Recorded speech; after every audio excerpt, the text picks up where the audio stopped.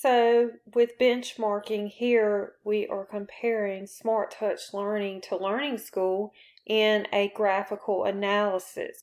And based on this, we could make conclusions about them. Remember, we said that cost of goods sold was a bigger piece of the pie in total when compared to Learning School's cost of goods sold.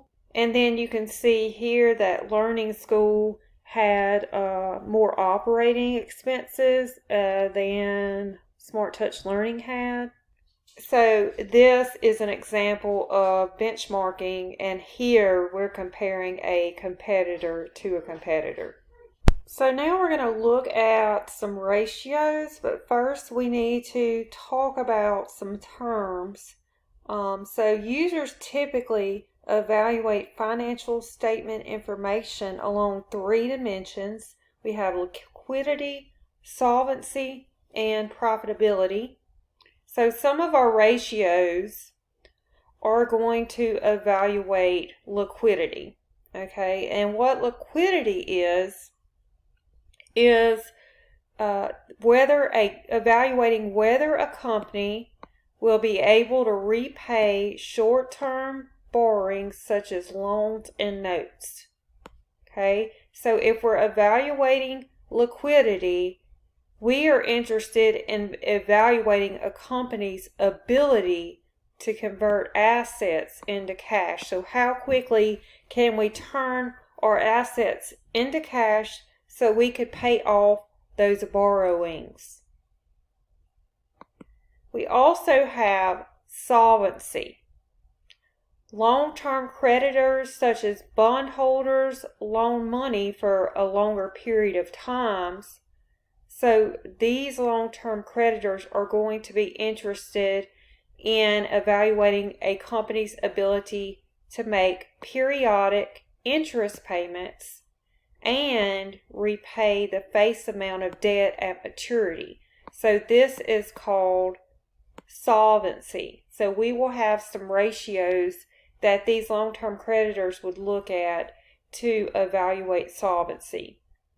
And then we have profitability. And investors, stockholders, they would be interested in evaluating profitability. As such, investors will focus on evaluating a company's ability to generate earnings.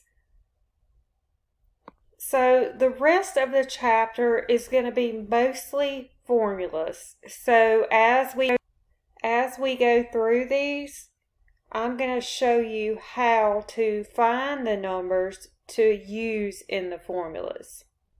So we're going to look at some liquidity ratios. So this is going to tell us the ability of the company to put those current assets, to change them into cash, how quickly we can do that. And these measures are going to look at current assets and liabilities, accounts receivable, and inventory. So we know those items come from the balance sheet. So when we're looking at liquidity, we have some current position analysis, accounts receivable analysis, and inventory analysis.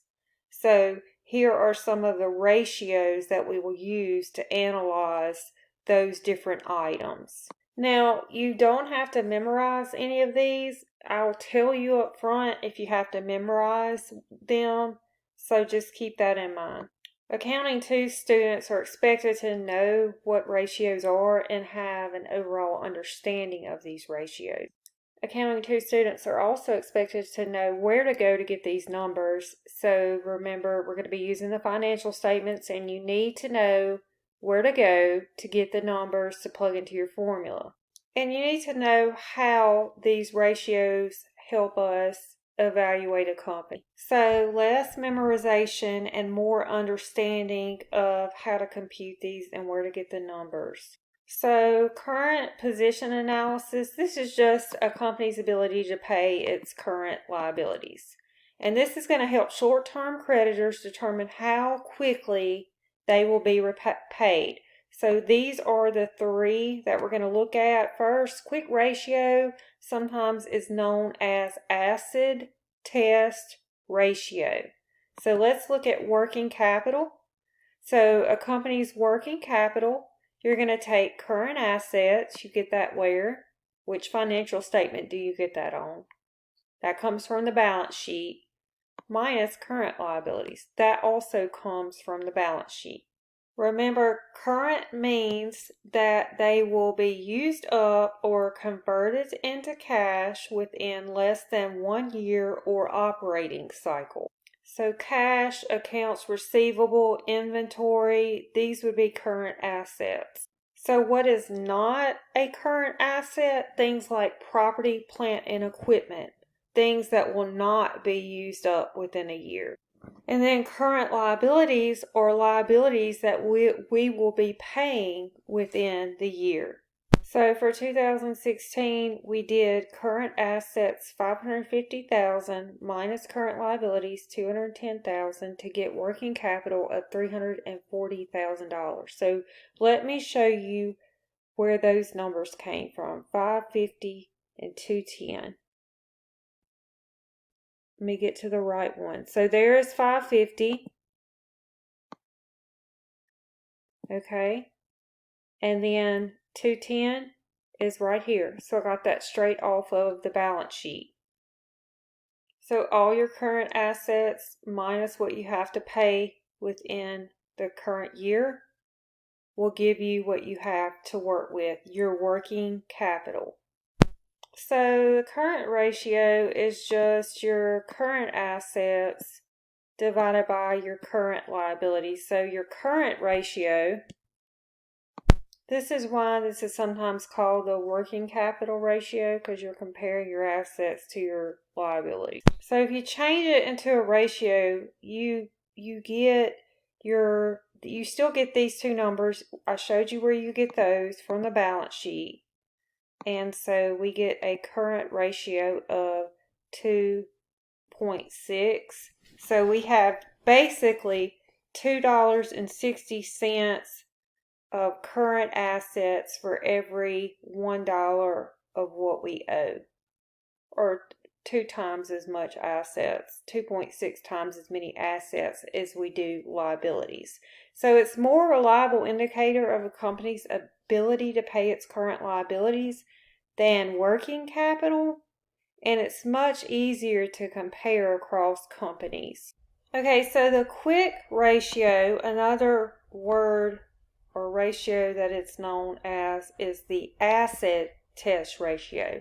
So here you're going to take your quick assets and divide them by your current liabilities. Now let's talk about what quick assets are. This is going to be your cash and other current assets that you can convert into cash easily. So this would be your cash, temporary investments, and receivables, but you would not include inventory or any prepaid assets, such as prepaid insurance. Those would not be included here. So this is saying, I really don't want to include all my current assets. I just want to include the ones that I can convert into cash easily. So I want this to be a quick ratio that can tell me how I'm doing if I don't sell any more inventory. So I'm only going to include my cash, my temporary investments, and receivables that I think that I will collect from my customers. So current ratio includes all your current assets. Acid test ratio just includes your quick assets. So this is going to tell me how I am doing if I don't have another customer come in and buy anything from me. It will give me my quick ratio. Okay, here's just an example of where they have calculated this. I want to say that a ratio is not useful unless you can compare it to either like your competitor or the industry average. If you just have a ratio and you're not comparing it to anything, then it's not really useful. So here is an example exercise. So if you would like to practice, you can pause it and work it and check your answers, and then we'll pick up from there. Okay, these ratios are going to tell us our ability to collect our accounts receivables from our customers.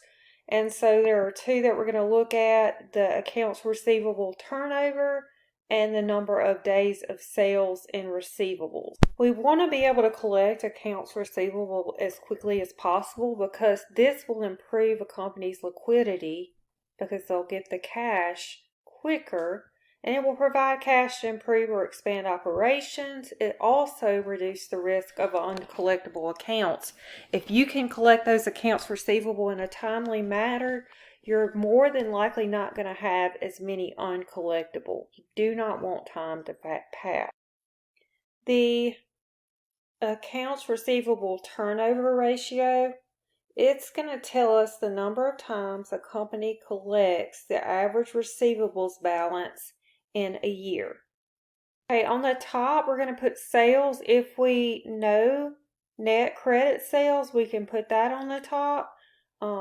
Because credit sales are not normally known by external users, we can use sales here, and that comes from your income statement.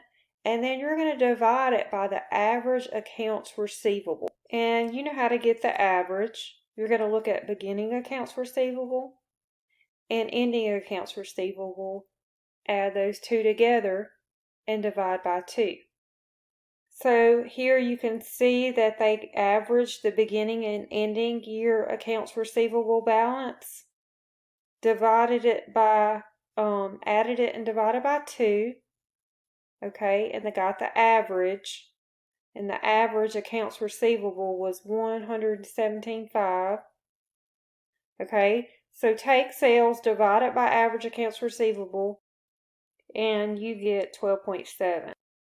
We're collecting it 12.7 times in 2016, whereas in 2015 we were collecting it 9.2 times. So we're actually doing better than the previous year because we're collecting it more times than we did in 2015. So let's look at the number of days sales in receivables. So this is going to tell me how many days it's going to take me to collect. Now keep in mind that typically you're going to give your customers about 30 days to pay. In order for them to remain current, they would need to pay within 30 days. So you're going to take your average accounts receivable and divide it by your average daily sales. So your average daily sales is you just take sales and divide by 365 to get that number. And then we know how to get average accounts receivable because we just did that. So here's an example. Here's our average accounts receivable. Average days in daily sales, you would get the sales number from your income statement for those years and divide it by 365. Okay, so then you take your average accounts receivable and divide by your average daily sales. So here the number of days is 28.6 and here it's 39.5. So we got better at collecting those accounts receivable. So I'm thinking maybe we looked at this in 2015, and since it was taking longer than 30 days, maybe we changed the credit policy and now we're doing a better job of collecting those accounts receivable.